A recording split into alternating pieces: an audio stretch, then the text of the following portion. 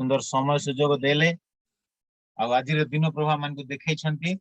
आज का दिन यहोवा ने बनाया है, हम इसमें आनंदित हो। प्रभु का धन्यवाद हो। आसतु आम मैंने वाक्य को ध्यान कर आमे माने ए हायर लाइफ कॉन्फ्रेंस बोली कहले उच्च स्तरीय जीवन ख्रीष्टन को ठारे हायर लाइफ इन क्राइस्ट ख्रीष्टन को ठारे हायर लाइफ उच्च स्तरीय जीवन बा प्रभावशाली जीवन बा एक्स्ट्रा ऑर्डिनरी जीवन बा सुपर नेचुरल जीवन आमाने ख्रीष्टन ठारे आमाने काटी परिबा। सुपर नेचुरल लाइफ ताको आज higher life in Christ. Hallelujah. आउ ए उच्च स्तरीय जीवन काटिबा को हेले ए हायर लाइफ काटिबा को हेले ख्रीष्टन ठारे ए प्रकार विजय ख्रिस्टियन जीवन काटिबा को हेले आंभ मानकु आत्मिक जीवन रे परिपक्व हेबा को पड़िबो। मो जदि आमाने आत्मिक जीवन रे परिपक्व हेबा नाही तेबे आमाने एक दृढ़ आ विश्वासपूर्ण आ एक विजयी ख्रिस्टियन जीवन आमे काटी परिबा नाही। आ सेति पय मो प्रिय माने आम मानकर ख्रीष्टन ठारे विश्वास करुवा प्रत्येक विश्वासी मानकु पुनि दास दासी मानकु भाई भौणी मानकु ए दिन मानक आत्मिक जीवन रे परिपक्वता अवस्था को जीवा पाए बहुत आवश्यक। मो प्रिय जदि आम परिपक्व हवा नहीं, जदि आम आत्मिक फाउंडेशन स्पिरिचुअल फाउंडेशन जदि आम स्ट्रांग हब नहीं तेबे आम आत्मिक रूप गृह सेठारे किपरि आम तैयारी करि परिबा। एथि मो प्रिय माने प्रभु कहंती तुम माने आत्मिक जीवन रे परिपक्व अवस्था को जाओ। आत्मिक जीवन रे तुम माने बलवान हो, आत्मिक जीवन रे तुम माने दृढ़ हो, स्ट्रांग हो। So we have to make a strong foundation in our spiritual life. आत्मिक जीवन रे माने गोटे स्ट्रांग फाउंडेशन तैयार करिया कारण आमने गत दिन मानक आमने स्टडी करी आसुछु आ जहाँकि एवरी पुस्तक लिखा जाए एवरी पुस्तक तार 6 पर्व 1-2 पद जोठी जीशु ख्रीष्टंकर प्राथमिक शिक्षा विषय सेठारे वर्णना करा जायछि। आमने पाठ करिबा आ से प्राथमिक शिक्षार शिक्षा माने स्टडी करूछु आ से स्थान रे आमने देखि पारछु ख्रीष्टन को विषय को प्राथमिक शिक्षा आउ प्राइमरी लेवल ऑफ टीचिंग बा फाउंडेशनल टीचिंग आमने अध्ययन करि जाउछु। आ से फाउंडेशनल शिक्षा रे 6टा प्रसंग रहिछि आमने जानिछु। आ से 6टा प्रसंग कोन कोन फास्ट होछि कोन मृत कर्मरु मन परिवर्तन आमे ता स्टडी करिछु। तापर इस सेकंड होछि ईश्वर ठारे विश्वास आमे स्टडी करिछु।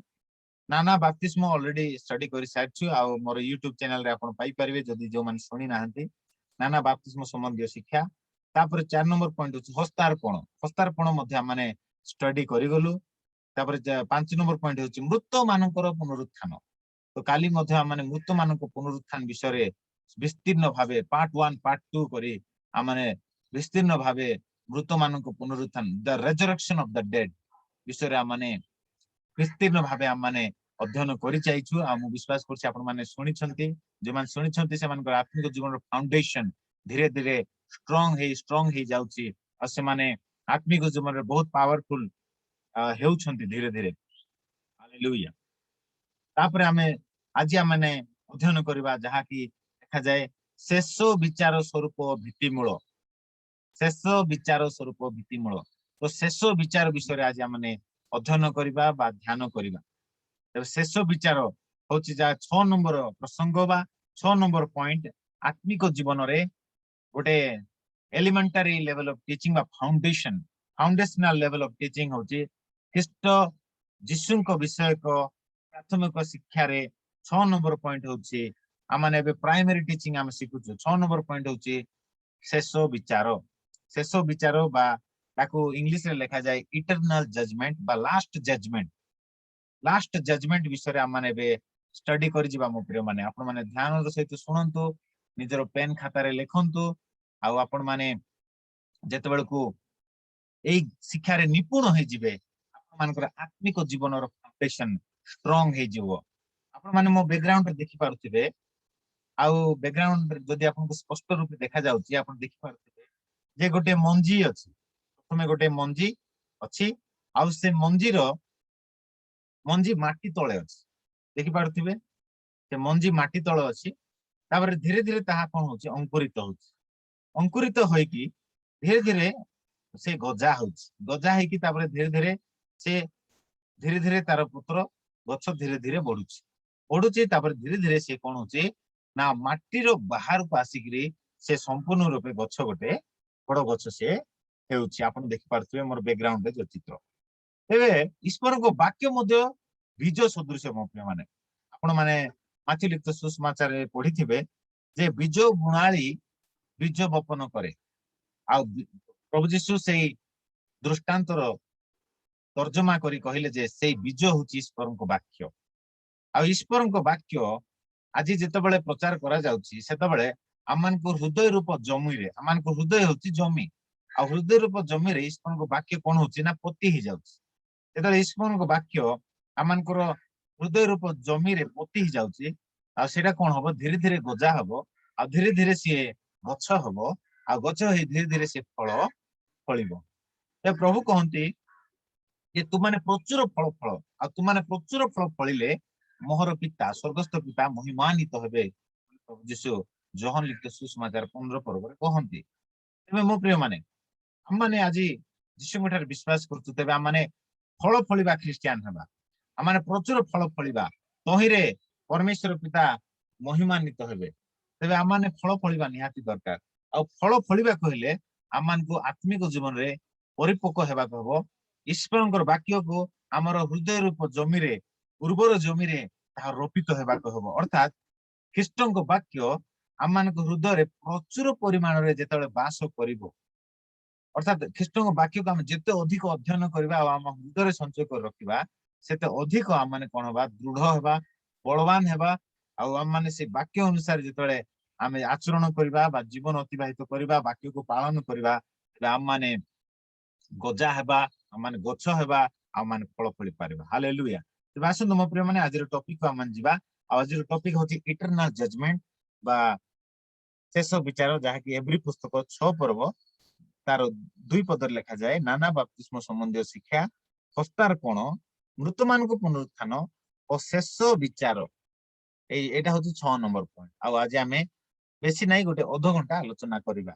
ଆଉ କାଲିକୁ ଏଇ ଟପିକକୁ ମଧ୍ୟ କଣ୍ଟିନ୍ୟୁ କରିବା, କାରଣ ଏଇ ଯୋଉ ଶେଷ ବିଚାର ବା ଜଜମେଣ୍ଟ ଟା ବହୁତ ବଡ ଟପିକ ଅଟେ, ବହୁତ ବଡ ଟପିକ ଅଟେ ମୋ ପ୍ରିୟ ମାନେ। ପଢିବା, ଯଦି ପଢିବା ପାଇଁ କି ସାହାଯ୍ୟ କରିବେ ପଢନ୍ତୁ ମାଥ୍ୟୁ ଲିଖିତ ସୁସମାଚାର 10 ପର୍ବ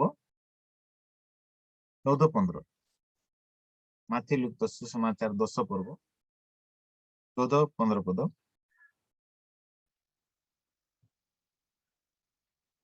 ପୁଣି ଯେ କେହି ତୁମ୍ଭମାନଙ୍କୁ ଗ୍ରହଣ କରିବ ନାହିଁ ଅବା ତୁମ୍ଭମାନଙ୍କ କଥା ଶୁଣିବ ନାହିଁ, ସେହି ଗୃହରୁ କିମ୍ବା ସେହି ନଗରରୁ ବାହାରି ଯିବା ବେଳେ ତୁମ୍ଭମାନଙ୍କ ପାଦ ଧୂଳି ଝାଡ଼ି ଦିଅ।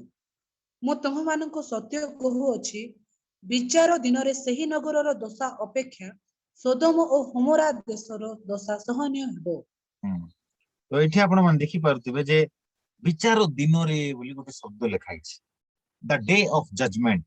ଗୋଟେ ସମୟ ଆସୁଛି ମୋ ପ୍ରିୟ ମାନେ, ଯେଉଁ ସମୟରେ କି ପରମେଶ୍ୱର ବିଚାର କରିବେ, ଆଉ ତାହାକୁ କୁହାଯାଏ ଡେ ଅଫ ଜଜମେଣ୍ଟ। ଆଜିର ପ୍ରସଙ୍ଗ ହଉଛି ଶେଷ ବିଚାର ଉପରେ ଆମେ ଅଧ୍ୟୟନ କରୁଛୁ, ଯାହାକି ଏଭ୍ରି ପୁସ୍ତକ 6 ପର୍ବ 2 ପଦରେ ଲେଖାଯାଏ, ଯାହାକି ପ୍ରାଥମିକ ସ୍ତରର ଶିକ୍ଷା ଅଟେ। ଖ୍ରୀଷ୍ଟଙ୍କ ବିଷୟକ ପ୍ରାଥମିକ ସ୍ତରର ଶିକ୍ଷା ଯେତେବେଳେ ଆମେ ନିପୁଣ ରୂପେ ଜାଣିପାରିବା, ସେତେବେଳେ ଆମେ ଆମମାନଙ୍କର ଆତ୍ମିକ ଜୀବନର ଫାଉଣ୍ଡେସନ ବା ଭିତ୍ତିମୂଳ ଷ୍ଟ୍ରଙ୍ଗ ହେଇପାରିବ ମୋ ପ୍ରିୟ ମାନେ। ସେଥିପାଇଁ ଏ ଶେଷ ବିଚାର ବା ଇଟର୍ନାଲ ଜଜମେଣ୍ଟ ବା କୁ ଆମମାନେ ଭଲ ରୂପେ ନିପୁଣ ଭାବେ ଜାଣିବା ନିହାତି ଆବଶ୍ୟକ, ନିହାତି ଦରକାର। ଏବେ ଏଇ ସ୍ଥାନ ଆମେ ଦେଖିପାରୁଛୁ ଦ ଡେ ଅଫ ଜଜମେଣ୍ଟ ବିଷୟରେ ଲେଖା ହେଇଛି। ପୁଣି ସେ ମାଥ୍ୟୁ ତାର 11 ପର୍ବ 21, 22 ଆଉ 24 ପଦରେ ମଧ୍ୟ ଲେଖା ହେଇଛି। ଆପଣ ମୋ ପାଇଁ ପଢି ଦିଅନ୍ତୁ, 22 ପଦ ପଢି ଦିଅନ୍ତୁ।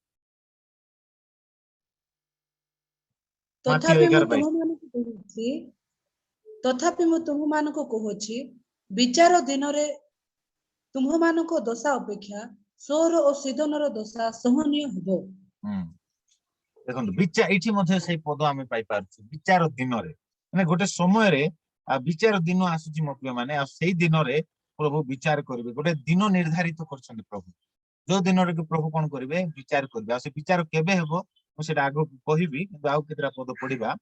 ମାଥ୍ୟୁ 12 ପର୍ବ, ସେଇ 12 ପର୍ବର 36 ପଦ ଆଉ 37 ପଦ ଟିକେ ପଢନ୍ତୁ।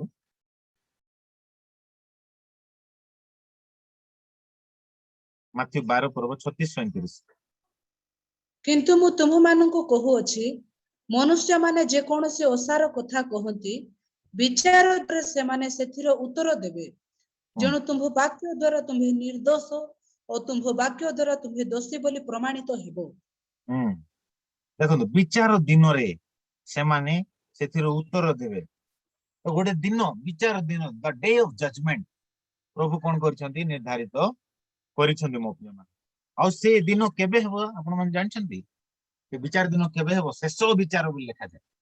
ଶେଷ ବିଚାର ଶିକ୍ଷା ଆମେ କରୁଛୁ ବା ଇଟରନାଲ ଜଜମେଣ୍ଟ ବା ଅନନ୍ତକାଳୀନ ବିଚାର। ଆଉ ସେ ବିଚାର କେବେ ହେବ ନା ପ୍ରକାଶିତ ବାକ୍ୟରେ ଲେଖାଯାଏ ତାହାକୁ କୁହାଯାଏ ବୃହତ ଶ୍ଵେତ ବର୍ଣ୍ଣ ସିଂହାସନ ବିଚାର। ବୃହତ ଶ୍ଵେତ ସିଂହାସନ ବିଚାର ବୋଲି ତାକୁ କୁହାଯାଏ ବା ଇଟରନାଲ ଜଜମେଣ୍ଟ ବୋଲି କୁହାଯାଏ। ସେହି ସମୟରେ ସମଗ୍ର ପୃଥିବୀର ଲୋକଙ୍କୁ ପ୍ରଭୁ କଣ କରିବେ? ବିଚାର କରିବେ। ବହୁତ ଭୟଙ୍କର ଭାବେ ବିଚାର କରିବେ। ତାକୁ କୁହାଯାଏ ବୃହତ ଶ୍ଵେତ ସିଂହାସନ ବିଚାର। ଆଉ ସେଟା କେତେବେଳେ ହେବ? ପୃଥିବୀରେ ଯୀଶୁଖ୍ରୀଷ୍ଟଙ୍କର ଗୁପ୍ତ ଆଗମନ ସରିଯିବ। ଗୁପ୍ତ ଆଗମନ ହେଲା ପରେ 7 ବର୍ଷ କ୍ଲେଶ ପୃଥିବୀରେ ହବ, ସେଇଟା ମଧ୍ୟ ସରିଯିବ। ପୁଣି 7 ବର୍ଷ କ୍ଲେଶ ଉତ୍ତାରେ ଯୀଶୁଙ୍କର ପ୍ରକାଶ ଆଗମନ ମଧ୍ୟ ହବ। ପ୍ରକାଶ ଆଗମନ ସରିଲା ପରେ ତାପରେ ଯୀଶୁଖ୍ରୀଷ୍ଟଙ୍କର 1000 ବର୍ଷ ଶାସନ ପୃଥିବୀରେ ଶାନ୍ତିର ରାଜ୍ୟ ଆରମ୍ଭ ହେବ। 1000 ବର୍ଷ ଶାସନ ସରିଲା ପରେ ଶୈତାନକୁ ସବୁଦିନ ପାଇଁ ଅଗ୍ନିମୟ ହ୍ରଦରେ ପକେଇ ଦେଲା ପରେ ତାପରେ ଯାଇକି ଏଇ ଯୋଉ ଶେଷ ବିଚାର ହେବ। ଆପଣ କେହି ପଢନ୍ତୁ ପ୍ରକାଶିତ ବାକ୍ୟ ଆଉ ତାର 20 ପର୍ବ ବାହାର କରନ୍ତୁ। ପ୍ରକାଶିତ ବାକ୍ୟ 20 ପର୍ବର ଆଉ ତାର 9-10 ପଦ ଟିକେ ପଢନ୍ତୁ, ତାପରେ 11 ପଦ ପଢନ୍ତୁ। ସେମାନେ ପୃଥିବୀର ପ୍ରସ୍ତରେ ବିସ୍ତାରିତ ହୋଇ ସାଧୁମାନଙ୍କ ଶିବିର ଓ ପ୍ରିୟତମା ନଗରୀକୁ ବେଷ୍ଟନ କଲେ। ସେତେବେଳେ ସ୍ୱର୍ଗରୁ ଅଗ୍ନି ପୋଡ଼ି ସେମାନଙ୍କୁ ଗ୍ରାସ କଲା। ଯେଉଁ ଦିଆବଳ ସେମାନଙ୍କୁ ଭ୍ରାନ୍ତ କରିଥିଲା ତାହାକୁ ଅଗ୍ନି ଓ ଗନ୍ଧକମୟ ହୃଦୟରେ ନିକ୍ଷେପ କରାଗଲା। ସେଠାରେ ସେହି ପଶୁ ଓ ଭଣ୍ଡ ଭାବବାଦୀ ମଧ୍ୟ ଅଛନ୍ତି। ପୁଣି ସେମାନେ ଦିବାରାତ୍ର ଯୁଗେ ଯନ୍ତ୍ରଣା ଭୋଗ କରିବେ। ଦେଖନ୍ତୁ ତତ୍ପରେ ମୋ ପ୍ରିୟ ମାନେ, ଏଠାରେ ଆମେ ଦେଖିପାରୁଛୁ ଯେ ଯୋଉ ଦିଆବଳ ବୋଲି କହିଲେ ସେଟା ଶୈତାନକୁ ବୁଝାଏ। ଆଉ ସେଇ ଶୈତାନକୁ କଣ କରାଗଲା ନା 1000 ବର୍ଷ, ଆପଣ ଉପର ପଦରେ ପଢିବେ, ସେଠି 1000 ବର୍ଷ ଶାସନ ବିଷୟରେ ଲେଖାଯାଏ। 7 ପଦରେ ଲେଖାଯାଏ ସେଇ ସହସ୍ର ବର୍ଷ ଶେଷ ହୁଅନ୍ତି ଶୈତାନ କାରାଗାରରୁ ମୁକ୍ତ ହେଲା। ଅର୍ଥାତ୍ ଶୈତାନକୁ 1000 ବର୍ଷ ନିମନ୍ତେ କାରାଗାରରେ ବନ୍ଦୀ କରି ରଖାଯାଇଥିଲା। ଆଉ ଆଉ ସେ 1000 ବର୍ଷ ସମାପ୍ତ ହେଲା ପରେ ଲେଖାଯାଏ ସହସ୍ର ବର୍ଷ, ସହସ୍ର ବୋଲେ 1000, 1000 ବର୍ଷ ଶେଷ ହୁଅନ୍ତି ଶୈତାନ କାରାଗାରରୁ ମୁକ୍ତ ହେବ। ମୁକ୍ତ ହେଲା ପରେ ସେ କଣ କଲା ନା ପୃଥିବୀର 4 କୋଣରେ ଥିବା ଜାତୀୟ ସମୂହକୁ ଅର୍ଥାତ୍ ସମୁଦ୍ରର ବାଲୁକା ସଦୃଶ ଅସଂଖ୍ୟ ଯେ ଗୋଗ ଆଉ ମାଗୋଗ ସେମାନଙ୍କୁ ଭ୍ରାନ୍ତ କରି ଯୁଦ୍ଧ ନିମନ୍ତେ ଏକତ୍ର କରିବାକୁ ବାହାରି ଯିବ। ଆଉ ସେ ଯୁଦ୍ଧ ନିମନ୍ତେ ସମସ୍ତଙ୍କୁ ଏକତ୍ର କରିବାକୁ ବାହାରି ଯିବ। ତାପରେ ପୃଥିବୀର ପ୍ରସ୍ତରେ ବିସ୍ତାରିତ ହୋଇ ସାଧୁମାନଙ୍କ ଶିବିର ପ୍ରିୟତମା ନଗରୀକୁ ବେଷ୍ଟନ କଲେ। ଅର୍ଥାତ୍ ଜେରୁସାଲମରେ ପ୍ରଭୁ ଶାନ୍ତିର ରାଜ୍ୟ, 1000 ବର୍ଷର ଶାନ୍ତିର ରାଜ୍ୟ ପ୍ରଭୁ ଆରମ୍ଭ କରିଥିବେ। ଆମମାନେ ମଧ୍ୟ ଯୀଶୁଙ୍କ ସହିତ ସେଠି ରାଜତ୍ୱ କରୁଥିବା।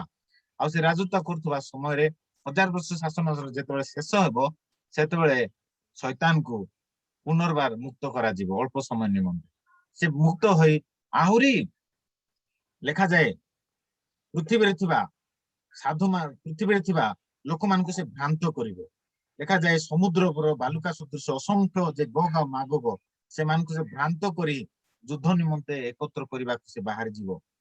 ଆଉ ସେ ସମସ୍ତଙ୍କୁ ଭ୍ରାନ୍ତ କରିବା ଆଉ ପ୍ରଭୁ ଯୀଶୁଙ୍କ ବିରୁଦ୍ଧରେ ପୁନର୍ବାର ଯୁଦ୍ଧ ଲାଗିବାକୁ ସେ ବାହାରି ଯିବ। ଆଉ ଯେତେବେଳେ ସେ ଯୁଦ୍ଧ ଲାଗିବାକୁ ଯିବ 10 ପଦରେ ଲେଖାଯାଏ ଯେଉଁ ଦିଆବଳ ସେମାନଙ୍କୁ ଲେଖାଯାଏ ପୃଥିବୀର ପ୍ରାନ୍ତର 9 ପଦରେ ଲେଖାଯାଏ ପ୍ରକାଶିତ 20 ପର୍ବ 9 ପଦରେ ସେମାନେ ପୃଥିବୀର ପ୍ରସ୍ତରେ ବିସ୍ତାରିତ ହୋଇ ସାଧୁମାନଙ୍କ ଶିବିର ଓ ପ୍ରିୟତମା ନଗରୀକୁ ବେଷ୍ଟନ କଲେ। ପ୍ରିୟତମା ନଗରୀ ହେଉଛି ଜେରୁସାଲମ। ଆଉ ସେ ପ୍ରିୟତମା ନଗରୀରେ ପ୍ରଭୁ ଯୀଶୁ 1000 ବର୍ଷର ଶାନ୍ତିର ରାଜ୍ୟ ସମାପ୍ତ କଲା ପରେ ଏଇ ଯୋଉ ଶୈତାନ ବାହାରିବ ଆଉ ସିଏ ଯାଇକି ସମସ୍ତଙ୍କୁ ଭ୍ରାନ୍ତ କରିବ। ଆଉ ଯୀଶୁଙ୍କ ପ୍ରିୟତମା ନଗରୀ ଅର୍ଥାତ୍ ଜେରୁସାଲମର ଚତୁଃପାର୍ଶ୍ୱରେ ସେ ଘେରିଦବ। ଘେରି ଦେଇ ସେମାନଙ୍କ ସହିତ ଯୁଦ୍ଧ କରିବା ପାଇଁ ସେ ଯାଇଥିବ। ଆଉ ସେତେବେଳେ ଲେଖାଯାଏ ସ୍ୱର୍ଗରୁ ଅଗ୍ନି ପୋଡ଼ି ସେମାନଙ୍କୁ ଗ୍ରାସ କଲା। ସ୍ୱର୍ଗରୁ ଅଗ୍ନି ସେତେବେଳେ ପୋଡ଼ିବ ଆଉ ସମସ୍ତଙ୍କୁ କଣ କରିବ? ଗ୍ରାସ କରିବ।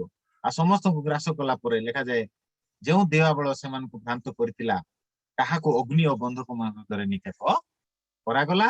ସେଠାରେ ସେଇ ପଶୁ ଓ ଭଣ୍ଡ ଭାବବାଦୀ ମଧ୍ୟ ଅଛନ୍ତି। ସେଇ ପଶୁ ବୋଲି କହିଲେ ଭଣ୍ଡ ଖ୍ରୀଷ୍ଟ ଆଉ ଭଣ୍ଡ ଭାବବାଦୀ, ଏ 2 ଜଣଙ୍କୁ ମଧ୍ୟ ସେ ଅଗ୍ନିମୟ ହ୍ରଦରେ ପକା ଯାଇଥିଲା।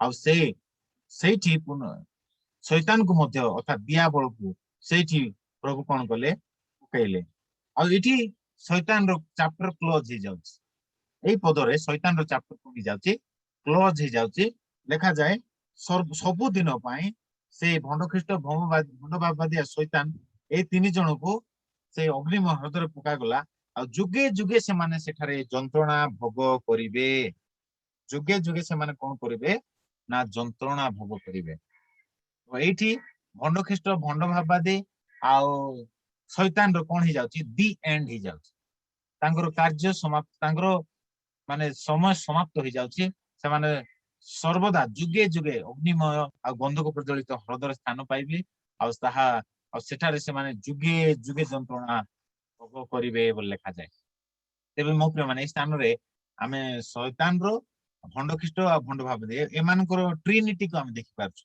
सैटानिक ट्रिनिटी बोली कहा जाए बा शैतान रो त्रित्व बोली कहा जाए जेंति आमानकर पिता पुत्र पवित्र आत्मा त्रिएक परमेश्वर अछंती ठीक से प्रकार ए शैतान मध्य परमेश्वर को कॉपी करछि बा डुप्लिकेट करछि बा कॉपी करछि आ से मध्य तार ट्रिनिटी बनैछि आ शैतान तापर भंड ख्रीष्ट आ भंड भाववादी ए तीन जन को नै सेमानकर शैतानिक ट्रिनिटी से माने बनैछन्ती मोक्री माने आ से अनुसार से माने कार्य करूथिबे मात्र गोट समय आछि प्रभु से मान को बंधक प्रज्वलित हृदय सब दिन पाई पकई देबे आ से माने सेठारे जुगे जुगे जंत्रणा भोग करिवे तापर सब समाप्त होला पर लिखा जाए 11 पद रे ए जण पढंतो 11 पद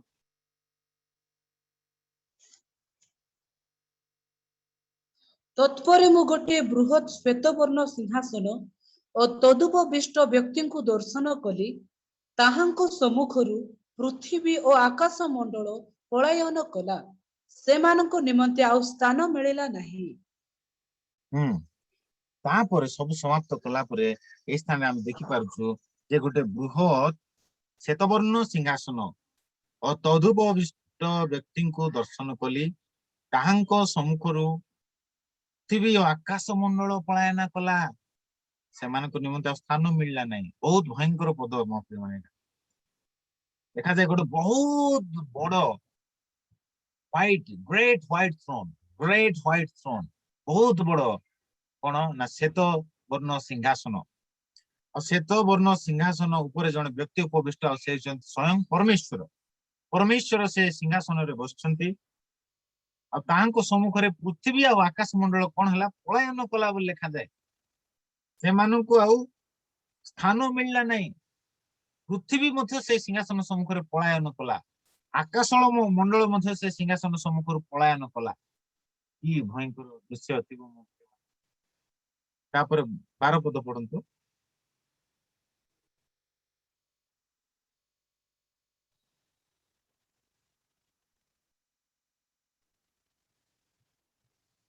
पढंतु 12 पद पुणी मु क्षुद्र और महान समस्त लोक सिंहासन मुखरे ठिया देखिली आउ पुस्तक सब फिटा गला परे जीवन पुस्तक नामक आउ गोटे पुस्तक फिटा गला सही पुस्तक मानकरे लिखित विषय प्रमाणे मृत माने अपना अपना कर्मानुसार विचारित हेले धन्यवाद केते स्पष्ट लिखा जाय मो प्रेमान देखंतु पुणी मु क्षुद्र महान समस्त मृत लोकंकु सिंहासन रो सम्मुख रे ठिया होइतबार देखिली आ पुस्तक सब फिटा गला पर जीवन पुस्तक नामक आउ गोटे पुस्तक फिटा गला सेही पुस्तक मानकर लिखित विषय प्रमाणे मृत माने अपना अपना कर्मानुसार विचारित हेले देखंतु मो प्रिय माने ए स्थान रे हम देखि पारुछु एटा होची बृहत श्वेत सिंहासन विचार आउ एटा होची शेष विचार आउ एई विचार होची इटर्नल जजमेंट बोली कहा जाए आमे जहा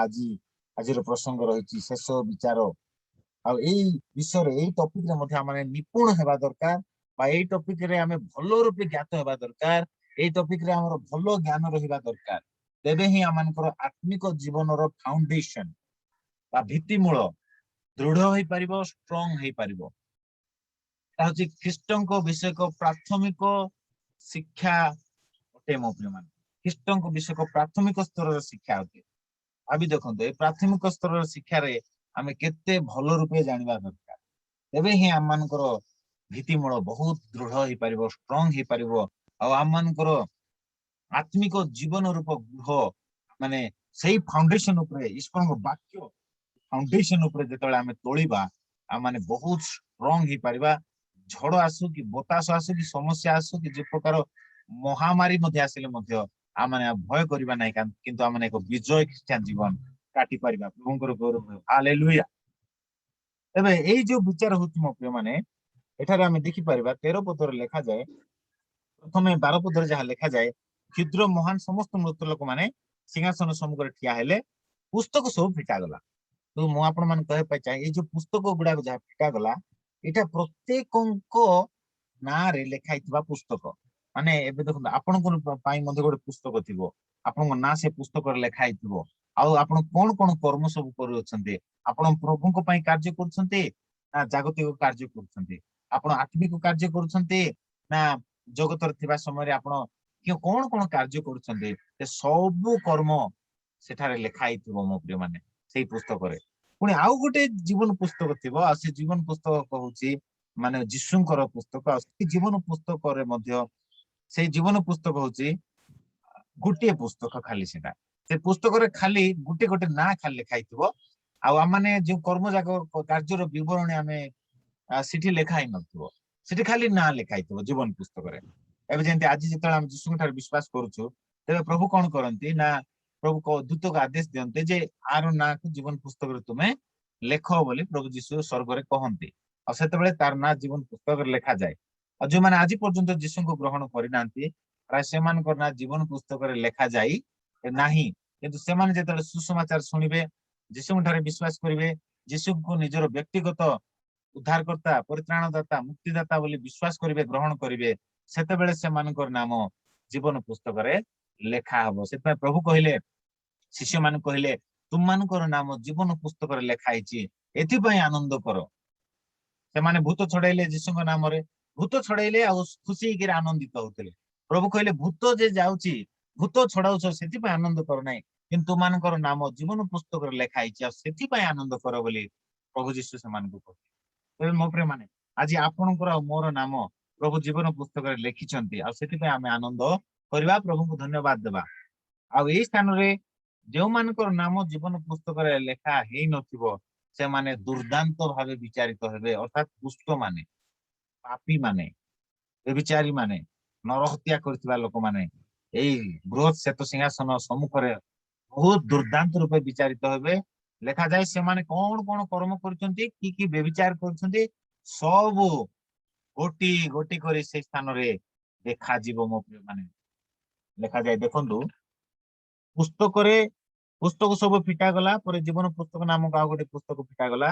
ପୁଣି ସେଇ ପୁସ୍ତକ ମାନଙ୍କରେ ଲିଖିତ ବିଷୟ ପ୍ରମାଣେ, ମୋ ପ୍ରିୟ ମାନେ, ଆଜି ଆମେ କଣ କଣ ସବୁ କାର୍ଯ୍ୟ କରୁଛୁ, ଆଉ ଯୋଉମାନେ ଯୀଶୁଙ୍କୁ ପାଇନାହାନ୍ତି, ଦୁଷ୍ଟ ପାପୀ ବ୍ୟଭିଚାରୀ ମାନେ, ସେମାନେ କଣ କଣ କର୍ମ କରୁଛନ୍ତି, ସେଇ ସବୁ ସେମାନଙ୍କର ଇଣ୍ଡିଭିଜୁଆଲି ବ୍ୟକ୍ତିଗତ ଭାବରେ ଜଣ ଜଣଙ୍କର ପୁସ୍ତକ ଅଛି। ଆଉ ଗୋଟେ ଗୋଟେ ପୁସ୍ତକରେ ଜଣ ଜଣଙ୍କର ଗୋଟେ ଗୋଟେ ପୁସ୍ତକ ଅଛି, ଆଉ ସେମାନଙ୍କର ନାମ ସେଠି ଲେଖା ହେଇଛି। ଆଉ ସେ କେଉଁ ସମୟରେ କେଉଁ ପରିସ୍ଥିତିରେ କି ପ୍ରକାର ଭୁଲ ପାପ ବ୍ୟଭିଚାର କର୍ମ କରିଛି, ସବୁ ସେଠାରେ ଲେଖା ହେଇଛି ସେଇ ପୁସ୍ତକରେ।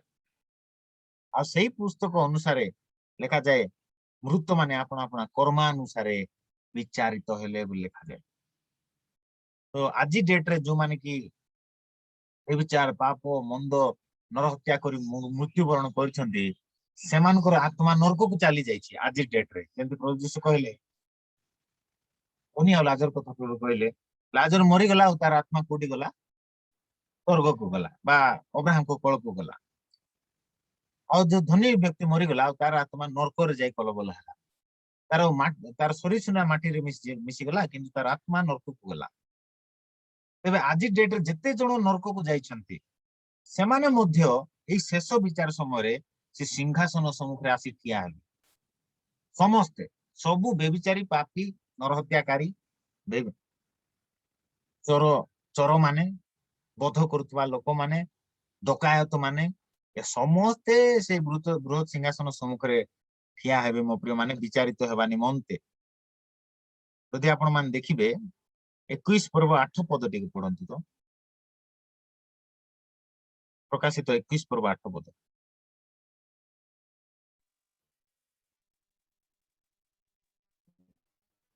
କିନ୍ତୁ ଯେଉଁମାନେ ଭୀରୁ, ଅବିଶ୍ୱାସୀ, ଘୃଣ୍ୟ, କଳଙ୍କିତ, ନରଘାତକ, ବ୍ୟଭିଚାରୀ, ମାୟାବୀ ଓ ପ୍ରତିମା ପୂଜକ, ସେମାନେ ଓ ସମସ୍ତ ମିଥ୍ୟାବାଦୀ ଅଗ୍ନି ଓ ଗନ୍ଧକ ପ୍ରଜ୍ୱଳିତ ହ୍ରଦରେ ଅଂଶ ପାଇବେ। ଏହା ହିଁ ଦ୍ୱିତୀୟ ମୃତ୍ୟୁ। ଏହା ହିଁ ଦ୍ୱିତୀୟ ମୃତ୍ୟୁ, ଅର୍ଥାତ୍ ଏମାନଙ୍କର ପ୍ରଭୁ ବିଚାର କରିବେ। ବିଚାର କଲା ପରେ ଏମାନଙ୍କୁ ଅଗ୍ନିମ ବା ଗନ୍ଧକ ପ୍ରଜ୍ୱଳିତ ହ୍ରଦରେ ପକାଇଦେବେ, ଆଉ ତାହା ହିଁ ଦ୍ୱିତୀୟ ମୃତ୍ୟୁ। ଦେଖନ୍ତୁ କେଉଁମାନଙ୍କର ନାଁ ଲେଖାଯାଏ, ଯେଉଁମାନେ ଭୀରୁ ବୋଲି କହିଲେ ଯେଉଁମାନେ ଡରୁଆ। ଆଜି ଅନେକ ଲୋକ ଯୀଶୁଙ୍କ ସୁସମାଚାର ଶୁଣୁଛନ୍ତି, କିନ୍ତୁ ସେମାନେ ଯୀଶୁଙ୍କୁ ଗ୍ରହଣ କରୁନାହାନ୍ତି, ଡରୁଛନ୍ତି। କଣ ପାଇଁ ଡରୁଛନ୍ତି? ଟଙ୍କା ମିଳିବ ନାହିଁ। କଣ ପାଇଁ ଡରୁଛନ୍ତି? ଧନ ସମ୍ପତ୍ତି ମିଳିବ ନାହିଁ। କଣ ପାଇଁ ଡରୁଛନ୍ତି? ସେମାନେ ଡରୁଛନ୍ତି ଯେ କାଳେ ଗଭର୍ଣ୍ଣମେଣ୍ଟ ଆମର କୋଟା ଗଭର୍ଣ୍ଣମେଣ୍ଟ ନେଇଯିବ, ଆଉ ଆମମାନଙ୍କୁ ସୁବିଧା ସୁଯୋଗ ମିଳିବ ନାହିଁ। ଆଉ ସେମାନେ ସେ ପ୍ରକାର ଡରୁଛନ୍ତି। କେତେ ଜଣ ନିଜର ଆମର ଜାତିରୁ ଆମକୁ ବାହାର କରିଦେବେ ବୋଲି ସେମାନେ ସେ ପ୍ରକାର ଡରୁଛନ୍ତି। ତେବେ ଯୋଉମାନେ ଡରୁଆ ବା ଭୀରୁ, ସେମାନେ ଯୀଶୁଙ୍କୁ ଗ୍ରହଣ କରିବେ ନାହିଁ। ଆଉ ଯୋଉମାନେ ଏପରି ମଧ୍ୟ ଅଛନ୍ତି ଖ୍ରୀଷ୍ଟିଆନ ମାନେ, ସେମାନେ ଆଜି ଡରି ଡରି ଜୀବନ କାଟୁଛନ୍ତି। ତାଙ୍କୁ ଯେତେବେଳେ କହିଦେବ ଯେ ତୁମେ ଯୀଶୁଙ୍କର ଲୋକ କି ବୋଲି କହିଲେ, ସେମାନେ ମନା କରିଦେବେ, ନାଇଁ ନାଇଁ ନାଇଁ, ଏବେ କାଳେ ଚାକିରି ମୋର ପଳେଇଯିବ ବୋଲିକିରି ସେମାନେ ଯୀଶୁଙ୍କୁ ମଧ୍ୟ ସ୍ୱୀକାର କରିଦେବେ। ଯଦି ପିତର ଭୟଭୀତ ହେଇକିରି ଯୀଶୁଙ୍କୁ ଅସ୍ୱୀକାର କରିଦେଲା, 3 ଥର ଅସ୍ୱୀକାର କରିଦେଲା, ଆଉ ସେ ଅନୁତାପ କଲାରୁ ପ୍ରଭୁ ତାକୁ କ୍ଷମା କଲେ। ଆଉ ଆମେ ଜାଣିଛୁ ଜିହୁଦା ମଧ୍ୟ ଯୀଶୁଙ୍କୁ ଶତ୍ରୁ ହସ୍ତରେ ସମର୍ପଣ କରିଦେଲା। ଆଉ ସେ ନିଜକୁ ଏତେ ଦୋଷୀ ମନେ କଲା ଯେ ସେ ଭାବିଲା ଯେ ମୋ ପାପ ଆଉ ପ୍ରଭୁ କ୍ଷମା କରିବେ ନାହିଁ ବୋଲି ସେ ନିଜେ ଯାଇ ଫାଶୀ ହେଇ ମରିଗଲା। କିନ୍ତୁ ସେ ବି ଯଦି କ୍ଷମା ମାଗିଥାନ୍ତା, ପ୍ରଭୁ ତାକୁ କ୍ଷମା ଦେଇଥାନ୍ତେ। କିନ୍ତୁ ସେ ଆଉ ପ୍ରଭୁଙ୍କୁ କ୍ଷମା ନ ମାଗି ସେ ସିଧାସଳଖ ନାଇଁ ମତେ ଆଉ ପ୍ରଭୁ କ୍ଷମା କରିବେ ନାହିଁ ବୋଲି ସେ ଯାଇ ନିଜେ ଫାଶୀ ହେଇ ସେ ମରିଗଲା। ଏବେ ମୋ ପ୍ରିୟ ମାନେ, ପ୍ରଭୁ ଆମମାନଙ୍କୁ କ୍ଷମା କରନ୍ତି ଯେତେବେଳେ ଆମେ ପ୍ରଭୁଙ୍କୁ କ୍ଷମା ମାଗିଥାଉ। ଆଉ କ୍ଷମା କଲା ପରେ ତାପରେ ଆମେ ଏକ ପବିତ୍ର, ଧାର୍ମିକ ଏବଂ ଗୋଟେ ସାହସପୂର୍ଣ୍ଣ ଜୀବନ ଆମେ କାଟିବା ଦରକାର। ଏମିତି ଡରୁଆ ଜୀବନ ଆମେ କାଟିବା କଥା ନୁହେଁ। ଏବେ ଯୋଉମାନେ ଭୀରୁ ବୋଲେ ଡରୁଆ। ତାପରେ 2 ନମ୍ବର ପଏଣ୍ଟ ହচ্ছে ଅବିଶ୍ୱାସୀ। ଯୋଉମାନେ ଅବିଶ୍ୱାସୀ ସେମାନେ ମଧ୍ୟ ଗୁରୁତର ଭାବେ ବିଚାରିତ ହେବେ।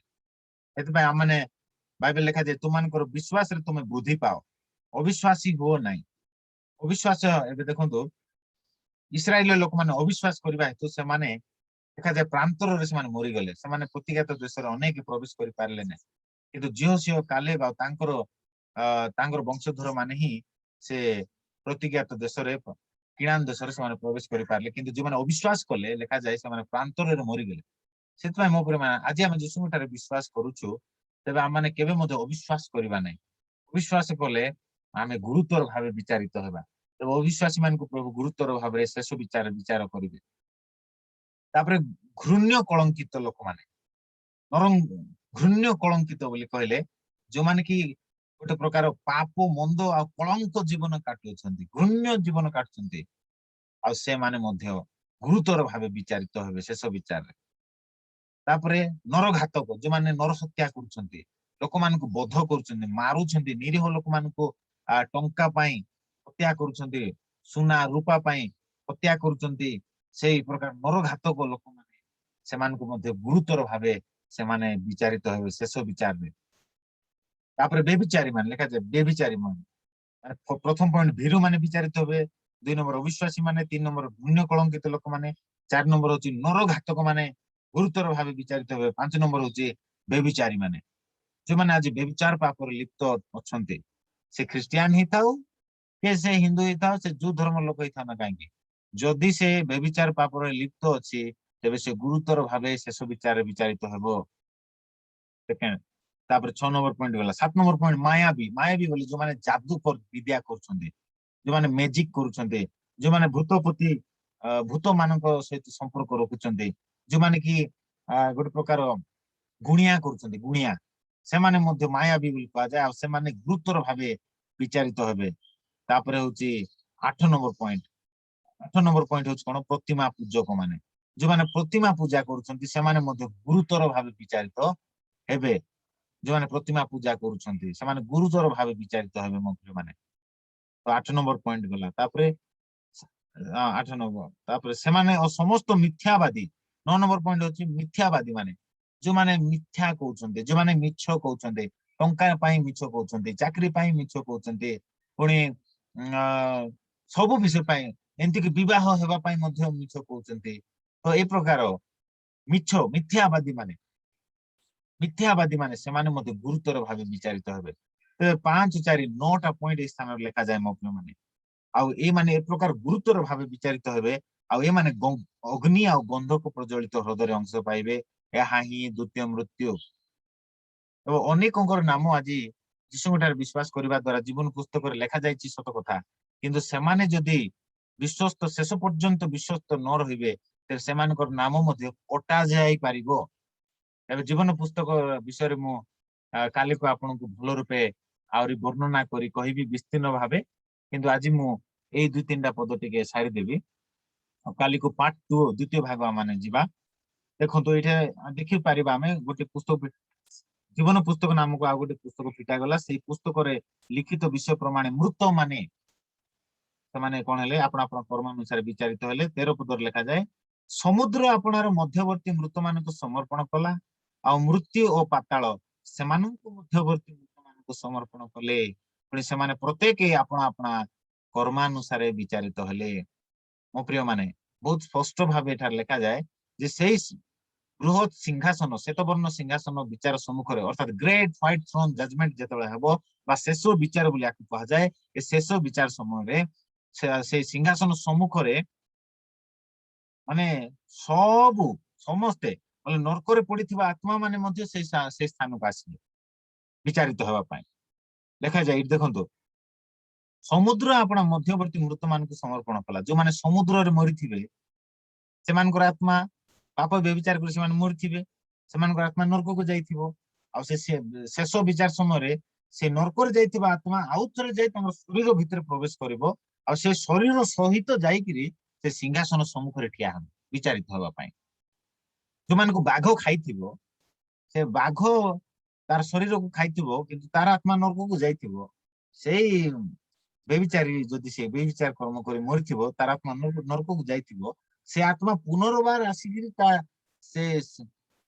ତାର ଶରୀରକୁ ଧାରଣ କରି ସେ ପୁନର୍ବାର ସେ ଶେଷ ବିଚାର ସିଂହାସନ ସମ୍ମୁଖରେ ସେ ଠିଆ ହେବେ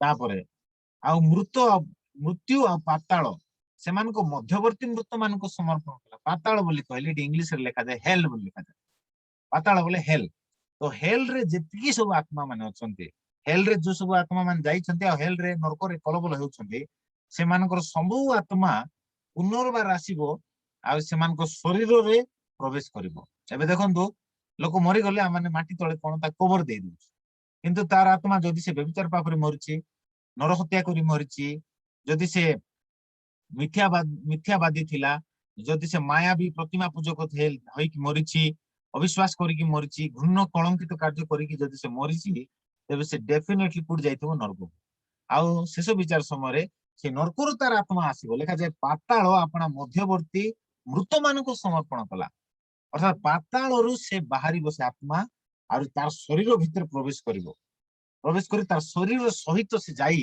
ସେ ସିଂହାସନ ସମ୍ମୁଖରେ ବିଚାରିତ ହେବା ପାଇଁ ସେ ଠିଆ ହେବେ ଆଉ ଲେଖାଯାଏ ପୁଣି ସେମାନେ ପ୍ରତ୍ୟେକ ଆପଣା କର୍ମାନୁସାରେ ବିଚାରିତ ହେଲେ ଆଉ ସେମାନଙ୍କର ପୁସ୍ତକରେ ଯୋଉ ଅନେକ ପୁସ୍ତକ ଗୁଡାକ ଥିବ ପ୍ରତ୍ୟେକ ଜଣଙ୍କର ଗୋଟେ ଗୋଟେ ପୁସ୍ତକ ଥିବ ଆଉ ସେ ପୁସ୍ତକରେ ଯେଉଁ ଯୋଉ କର୍ମ ସେ କରିଛି ସେ ସବୁ ବିବରଣୀ ସହିତ ଲେଖା ଯାଇଥିବ ଆଉ ସେଇ କର୍ମ ଅନୁସାରେ ସେ ଲେଖାଯାଏ ସେମାନେ ପ୍ରତ୍ୟେକ ଆପଣା କର୍ମାନୁସାରେ ବିଚାରିତ ହେଲେ 14-15 ପଦରେ ଲେଖାଯାଏ ତତ୍ପରେ ମୃତ୍ୟୁ ଓ ପାତାଳକୁ ଅଗ୍ନିମୟ ହ୍ରଦରେ ପକାଗଲା ଏପରିକି ମୃତ୍ୟୁକୁ ବି ପାତାଳରେ ପକାଯିବ ଅଗ୍ନିମୟ ହ୍ରଦରେ ପକାଯିବ ଆଉ ନର୍କକୁ ମଧ୍ୟ ଅଗ୍ନିମୟ ହ୍ରଦରେ ପକାଯିବ ମୋ ପ୍ରିୟ ମାନେ ଆଜି ଡେଟରେ ମୃତ୍ୟୁ ଘଟୁଛି ପୃଥିବୀରେ କିନ୍ତୁ ଗୋଟେ ସମୟ ଆସିଛି ମୃତ୍ୟୁକୁ ମଧ୍ୟ ପ୍ରଭୁ କଣ କରିବେ ଲୋପ କରିବେ ପ୍ରଥମ କରିନ୍ଥୀୟ 15 ପର୍ବ 26 ପଦରେ ଲେଖାଯାଏ ଯେ ମୃତ୍ୟୁ ହେଉଛି ଆମମାନଙ୍କର ଶେଷ ଶତ୍ରୁ ପ୍ରଥମ କରିନ୍ଥୀୟ 15 ପର୍ବ 26 ପଦ ଟିକେ ପଢନ୍ତୁ ମୃତ୍ୟୁ ହେଉଛି ଆମମାନଙ୍କର ଶତ୍ରୁ ବା ଈଶ୍ୱରଙ୍କ ଶତ୍ରୁ ହେଉଛି ମୃତ୍ୟୁ ତେବେ ମୃତ୍ୟୁକୁ ମଧ୍ୟ ପ୍ରଭୁ କଣ କରିବେ ଲୋପ କରିବେ ପଢନ୍ତୁ प्रथम कोरिन्थ 15 पर्व 26 पद। ଶେଷତୃ ସ୍ୱରୂପେ ମୃତ୍ୟୁକୁ ଲୋପ କରାଯିବ। शेष शत्रु स्वरूपे मृत्यु को कौन करा जीवो लोप करा जीवो। मो प्रिय माने ईश्वरंकर शत्रु होची मृत्यु और आम मानकर शत्रु मध्य मृत्यु। सेतबे प्रभु जीशु मृत्यु को जय करी उठिले, मृत्युर नाहुड़ को से भांगिले आ से मृत्यु को जय करी उठिले। आ सेत में प्रभु जीशु होचंती मरण विजयी बा प्रभु जीशु होचंती मृत्यु विजयी। परमेश्वर होचंती प्रभु जीशु होचंती मरण विजयी। से मृत्यु को जय करी उठी अछंती मो प्रिय माने। आ मृत्यु होची आम मानकर शेष शत्रु। मृत्यु होची ईश्वरंकर शेष शत्रु। आ मृत्यु को कौन करिवे प्रभु लोप करिवे बोली लिखा जाए। तो ये आम देखी पारछु मृत्यु को आउ पाताल को, मृत्यु को आउ नरक को प्रभु अग्निमय ह्रदय पका गला। यही मृत्यु अर्थात अग्निमय ह्रद जहाँकि द्वितीय मृत्यु। तो नरकरे पड़िथिबा सबु आत्मा मानकु बाहर करा जिवो। सेमानकु शेष विचार समय पुनर्बार विचार करा जिवो। पुस्तक सब फिटा जिवो। आ प्रत्येक जो जो कर्म करि अछन से कर्मानुसार से मानकु विचारित कला परे से समस्त को पुनर्बार अग्निमय ह्रदय पका जिवो। आउ से मानकु नरक नरक को मध्य अग्निमय ह्रदय पका जिवो। 15 पद जहार नाम जीवन पुस्तक रे लेखा होइतिबार देखा न गला ताहाको अग्निमय ह्रदय पका गला। बहुत वेरी इंपोर्टेंट पॉइंट। ए पॉइंट को टिके मु वर्णना करी तापर शेष करिवि, ध्यान रे सुनंतु। जहार नाम जीवन पुस्तक रे लेखा होइतिबार देखा न गला ताहाको अग्निमय ह्रदय पका गला। तो याको आमे विस्तीर्ण भाबे काली को मध्ये आलोचना करबा, किंतु आज अल्प कहि देबी। जहार नाम जीवन पुस्तक रे लेखा होइतिबार देखा न गला। जीवन पुस्तक रे अनेकंकर नाम आज लेखा जाई नाही, टोटली लेखा जाई नाही। आ सेमाने सेमाने केउ माने मु सेटा काली को कहबी। आउ गोटे दलर लोक अछंती जो मानकर नाम जीवन पुस्तक रे लेखा हेछि। के मानकर नाम जे मान यीशु को विश्वास करछंती, ग्रहण करछंती, सेमानकर नाम जीवन पुस्तक रे लेखा हेछि।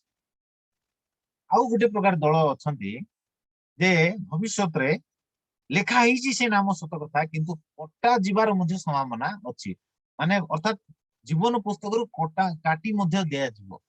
जदि से लोक विश्वस्त जीवन काटू नाही, जदि से पाप मंद व्यभिचारे क्रिस्टियन हेला परे मध्य यीशु को विश्वास कला परे मध्य जदि से व्यभिचार पाप कर्म रे लिप्त होइतबा जीवन जदि काटुची, तबे तार नाम प्रभु जीवन पुस्तक रे काटी देबे।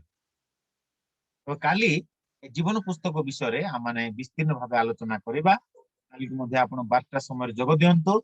आ हमने एई जो शेष विचार बा इटर्नल जजमेंट को, ग्रेट व्हाइट थ्रोन जजमेंट को हमने कंटिन्यू करिबा। एटा बहुत बड़ टॉपिक।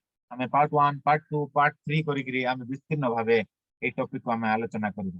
प्रभु मान के अल्प समय बाकी द्वारा प्रचुर आशीर्वाद। God bless you. आसंदा हम शेष प्रार्थना करी हमने समाप्त करिबा। आ शेष प्रार्थना मान करि जिबा। आ प्रभु जे प्रकार ए वाक्य आमान को हृदय रे प्रचुर परिमाण रे वास करिवो।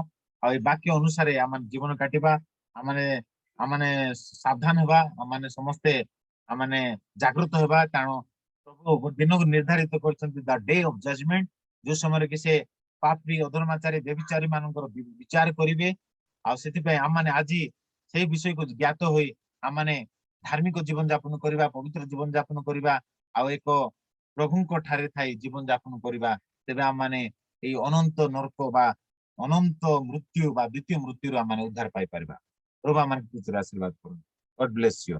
आ सूचना रहिछि आज संध्या रे मध्य प्रकाशित वाक्यर प्रोग्राम रहिबो 8टा ରୁ 9:30 पर्यंत। आपनकर व्यक्तिगत प्रार्थना रे आपण माने स्मरण करंतु। आ समस्त जग दियंतु संध्या समय 8टा रे। आ आज सप्तम मुद्रा विषय माने स्टडी करबा को जाउछु। आपण माने विशेष करी निजर व्यक्तिगत जीवन रे प्रार्थना रे आपण माने स्मरण करंतु। तो आपण समस्त को प्रचुर आशीर्वाद करंतु। God bless you. आसंदा हम शेष प्रार्थना करिबा। अमान को मधरे प्रदीप टाकरी भाई अछंती, से अमान को उपासना रे सहाय्य कले, अमान को बाइबल पढ़िबार मध्ये से सहाय्य कले। प्रभु तांको प्रचुर आशीर्वाद करंतु। आउ आसंतु आमाने तांको सहित शेष प्रार्थना करिबा। प्रदीप टाकरी भाई अछंती, से अमान को शेष प्रार्थना रे सहाय्य करिवे। तापर हम शेष आशीर्वाद ने हम विदाय। प्रदीप टाकरी भाई। थैंक यू हमन को शेष प्रार्थना साहाय्य करिवे ଆସନ୍ତୁ